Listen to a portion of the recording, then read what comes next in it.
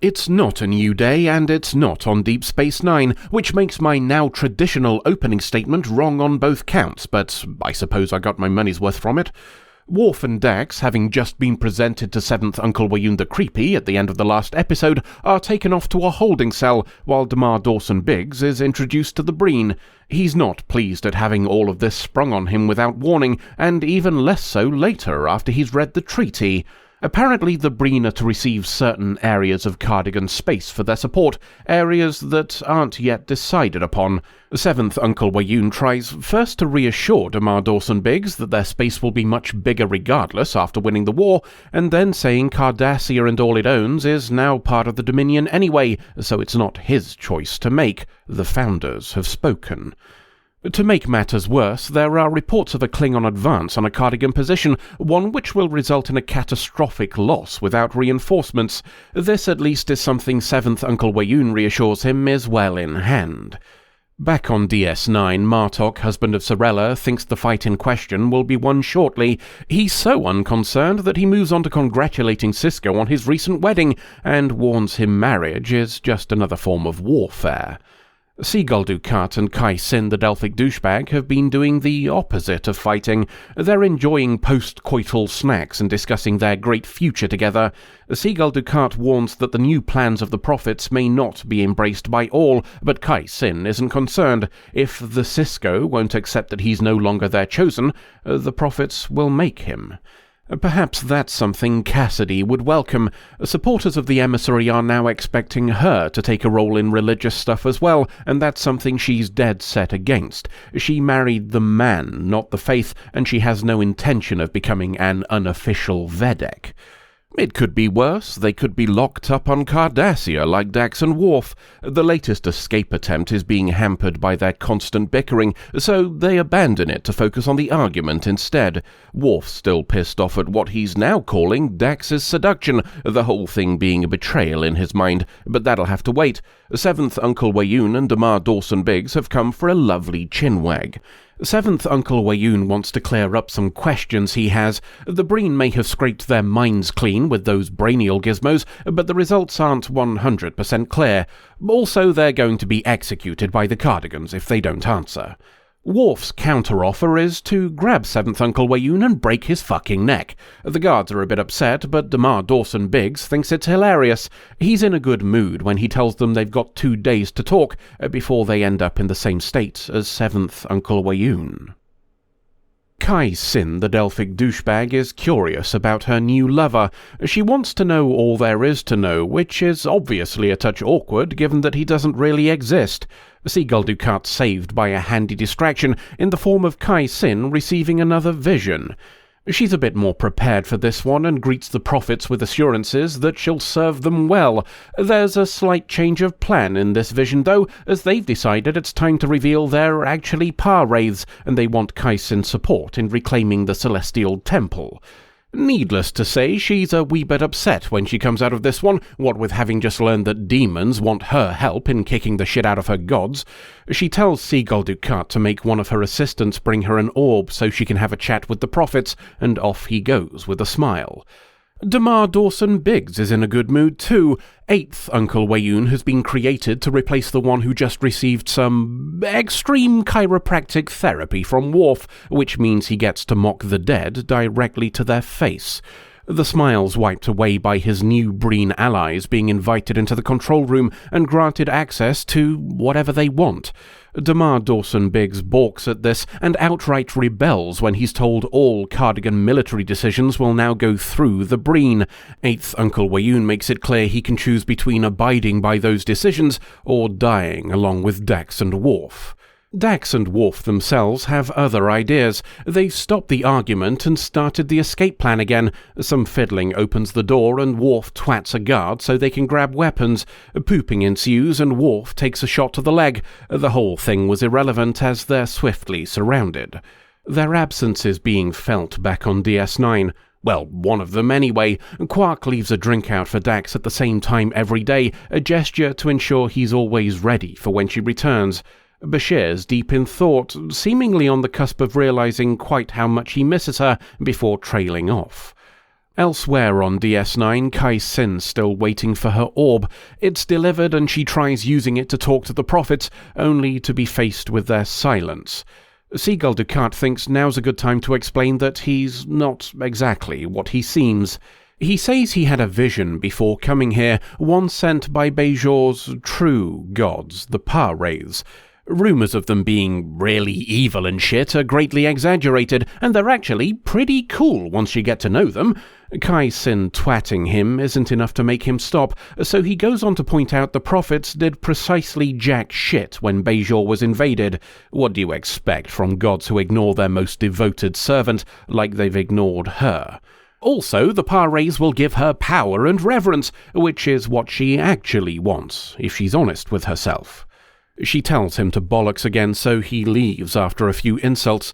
How long she spends on her knees in front of the orb afterwards is unknown, but the continued silence of the prophets is all that greets her. Kira's asleep when she receives a call. Kai-Sin wants to speak with her. In a surprising turn of events, Kai-Sin basically admits that she's been a power-hungry, narcissistic shit, and she's admitting this because she wants to stop. She wants to do better and be redeemed in the eyes of the prophets. Such honesty makes Kira want to genuinely help her. That's why she tells Kai-Sin that in order to free herself from the prison of her own ambition, she needs to step away from it and let somebody else be Kai. This idea seems to surprise Kai-Sin. After all, she's admitted that she was wrong and wants to change. She has to stay so that she's better able to serve them, after they fulfilled their part of the deal and forgiven her for her honesty. What would be the point in redemption if she didn't get to be Kai anymore? Kira realizes this isn't the revelation she'd hoped for and leaves. Perhaps that's because such revelations are happening elsewhere instead. Damar Dawson-Biggs has discovered the attack he was concerned about at the start of the episode is over, and the entirety of the Cardigan defenders involved have been massacred. He's furious with 8th Uncle Weyoun for not reinforcing them like he assumed would happen, only for him to say that's not what 7th Uncle Weyoun promised. He said the matter was in hand, and it was. The Klingons attacking there meant they weren't attacking something far more important. The time wasted was of more worth than the planet. Such sacrifices are for the glory of the Founders and the entire Dominion. Even alcohol can't fix this one. Damar Dawson-Biggs is drinking back in his quarters when he decides he's had quite enough, and tosses the contents of his glass instead. Down in a holding cell, Dax and Worf are arguing again. He's still trying to be pissed off, but Dax cuts through it by asking if it's really her he's angry at, or himself for realizing that Ezri and Jadzia are not the same Dax. It's sometime later that he admits she was right. His feelings for her are not the feelings he had for his dead wife. The error is much the same as she experienced, and the shared blame allows them to both let it go. They'll die as friends, at least. Damar Dawson-Biggs himself comes to fetch them. The walk to be executed takes a slight detour when he makes the other guards do a dead, and tells Dax and Worf the location of a ship with security clearance that they can use to escape. All he asks in return is that they pass on a message for him. The Federation now has an asset on Cardassia. As the alternative to trusting him is death, they both decide to scarper. 8th Uncle Weyoun the Creepy is understandably a touch upset about the escape. One of them did murderize him after all. There's not a lot he can do about it though, and he can't even blame someone else, as Jem'Hadar guards were his idea. Back on DS9, Kai-Sin has called for Seagull Ducat. She's made a decision. She's never been blessed by contact from her gods despite a lifetime of service, while those around her were granted visions for far less. Such lack of appreciation is unworthy of worship. If the prophets won't talk to her after all she's done, then maybe the prophets deserve to go fuck themselves. She accepts her place in the plan of the Pa-Wraiths, so we'll leave them both to contemplate what wrath they'll lay upon those who've wronged them, until the next part of our last adventure. Despite so much already ongoing, we've still found the time for new beginnings.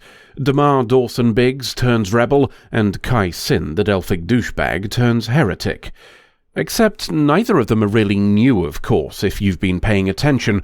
The treatment of Cardassia by the Dominion, the Founders running roughshod over its people, has been playing on the mind of Damar Dawson-Biggs for some time. It is, ironically, the very same unswerving attitude to patriotism that caused atrocities like the Bajoran occupation, which now galvanizes him into action, despite the odds. It was only one episode ago that Seagull Ducat told him he still had his former strength within him, and, perhaps more interestingly, that Cardassia would be needing it. Is this just a coincidence, Seagull Ducat simply trying to motivate an old friend in need, or is it possible he was given a vision of more by his new masters, the Pares? And what might that option mean? We know the Pares are essentially the same beings as the prophets, presumably with all the time fuckery that comes with it. Showing Seagull Ducat a glimpse of what comes next may well be entirely within their power, and seeing Cardassia rise from being under the boot heel of an oppressor would appeal to the loyalty that occupies the parts of Seagull Ducat's mind not currently filled with narcissism. Such gifts would certainly keep him devout. Except there's a potential flaw in that logic. If the Pares are able to see what's going to go down on Cardassia, wouldn't that also mean they know what's coming on Bajor? There are a few ways of dismissing this argument. The first is that their ejection from the Celestial Temple makes their powers flaky at best, granting only enough to point them in the right direction. The other possible rebuttal is that they actually do see everything. Perhaps the Pares have been given the exact same jigsaw as the prophets, but just like them, are cognitively incapable of assembling their part of it in any way other than the singular correct one. Rule of Acquisition 217, you can't free a fish from water. Whether Seagull Ducat knew or not, whether the Pares played a part in that prompting or not, the result is the same. Just as the Dominion have gained an ally elsewhere, Damar Dawson-Biggs has now crossed the line into actively working against them. Not that it'll be a long rebellion if he can't learn to be a bit more subtle. Killing 2 Jem'Hadar guards with a cardigan weapon wasn't exactly a masterclass in misdirection. The other new beginning is for Kai Sin. She has a little dalliance with the idea of redemption, willing to sacrifice anything except what actually matters to her, before accepting that her faith has only ever been a means to an end. We've said for a while that her idea of religion is transactional, and this episode spells it out in no uncertain terms. I will no longer serve gods who give me nothing in return. It was never about worship. It was never about giving thanks. It was never about the strength that faith can provide or the lessons on ethics. It was about her selling displays of adulation in exchange for personal power. She views praise as currency because that's how she wants to be paid. There's a phrase I heard recently that I've taken rather a liking to. Religion is a Rorschach test. Vedek Bareil read prophecies and scripture in unusual ways because he was a man of introspection and curiosity. Kai Sin interprets the words literally, treating any nuance as a call for unthinking obedience without question, because that's what she believes to be the highest expression of reverence that others could pay to her. And therein lies an irony. Despite her preaching unwavering obedience, her idea of following the prophets is whatever will fit the description, whilst also giving her the most personal gain. We get an example of how elastic that thinking can be in this episode. She says the prophets would have told her if they wanted her to step down. More specifically, she says this to the person who was previously possessed by a prophet and who's just told her she should step down. There will never be a sign strong enough to convince those who use religion for abuse that they are wrong. Kai Sin could receive an orb vision directly from the prophets themselves telling her to quit, and she would turn that over in her mind until she's convinced herself that they were talking about her coffee addiction or some shit. And taking this thinking to the extreme, this inability to accept the cause of her flaws is the foundation of her heresy, too.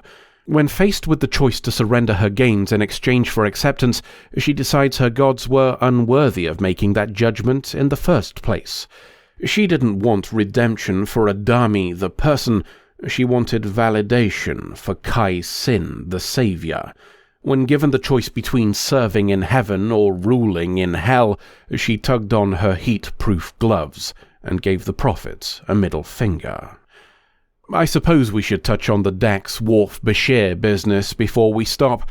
Let's preface this by me being entirely upfront about not really giving a shit.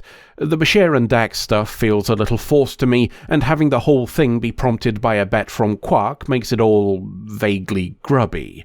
That piles on top of my previous main criticism about Dax, namely that the character we introduced way back in Season 1 as being above relationships has consistently acted in the exact opposite manner. That being said, there is something positive in Dax and Worf being able to actually discuss that they were both mistaken. Accepting that you're chasing something you've lost is a lot harder than simply throwing blame, and I'm a supporter of media showing that relationships can end without acrimony if you're willing to do a bit of introspection. Perhaps that's the real theme of the episode then, rather than new beginnings. We're given 2 examples of how you can change things for the better if you're brave enough to accept a little introspection, and one of how easily you can be led if you aren't. End of episode. Are we agreed then? You're going to actually help us get out of here? Of course I am. Are you really, though? The algorithm would never promise one thing and then try to provide another. Why, that would be like slipping the occasional far-right dog whistle video into the recommendations on the side of a Star Trek review. Well, I'm convinced. We should definitely take everything we're told at face value. All right, let's hear it. How do we get out of here? That all depends on what you actually mean. Now bloody knew it, let's go. I'm being serious. Leaving the internet comes in many forms. So we're back to needing to know what question to ask? If you're going to keep your promise of letting me be in the rest of the credit skits for this season, then yes. Woof.